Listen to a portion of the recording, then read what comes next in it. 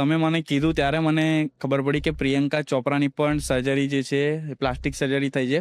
તો એવું માની શકાય કે ઘણા બધા એક્ટ્રેસ જે છે આ વસ્તુ કરાવતા જ હોય છે. હું તમને આનો આન્સર એવી રીતે આપી શકું કે ધારો કે તમે મેડિસિન્સ લેવું, ઘણી બધી મેડિસિન્સ પણ હોય છે, ટેબ્લેટ્સ હોય છે, સિરમ્સ હોય છે, ઇન્જેક્શન્સ હોય છે, ફિલર્સ, બોટોક્સ. જો આપણે ધારો કે મેડિસિનને પણ કોસ્મેટિક ટ્રીટમેન્ટની અંદર ધારો કે આપણે ગણતરીમાં લઈ લઈએ તો હું એવું કહીશ કે 100% સેલિબ્રિટીઝ હોઈ શકે છે કે કોઈ પણ. અત્યારે તો હું તમને એવું કહીશ કે મારી પ્રેક્ટિસ પ્રમાણે જનરલ પબ્લિક પણ અરાઉન્ડ 80% આ ટ્રીટમેન્ટ્સ લઈ રહી છે અને આ પ્રકારની સર્જરી કોમન છે. અને આ ખૂબ જ સારું છે કે વ્યક્તિ પોતાના કોન્ફિડન્સ વધારવા માટે પોતાની લુક્સ ઇમ્પ્રૂવ કરીને પોતાની જે આગળની જર્ની છે, પોતાના લાઈફની જર્ની છે, વધારે સારી રીતે સ્ટેબિલાઇઝ વેમાં આગળ વધે છે.